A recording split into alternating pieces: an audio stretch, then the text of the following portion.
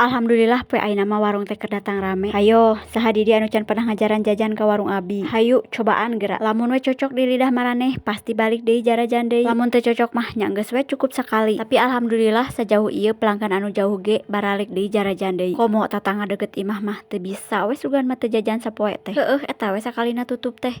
Ih kunaon tutup, naha make tutup, ih naha make tutup. Ieu da barudak sateh tukang warung oge jelema. Kadang aya acara, kadang hoream, kadang teu gareunah awak. Ieu mah karek sapoe ngahaja tutup oge, da anger we jarajan belaan di baruka ku sorangan. Entong we sugan maneh ngali tukang warung istirahat teh. Tah alhamdulillahnya barudak berkat sok daek posting dina sosmed teh. Nu asalna nu jajan teh pelanggan deukeut hungkul, heueuh tatangga deukeut imah hungkul. Ayeuna mah dararatang orang jauh oge. Heueuh nu ti Manglid, ti Cikadu, ti Jami, ti Bojong, ti Cimanggu, bahkan aya anu jauh-jauh ti Jaminya Lindung jajan ka warung abi. Pokona mah halatur nuhun pisan we nya kanu tos nyobaan jarajan. Hayu ka maraneh anu rek nyobaan jajan diantos di warung.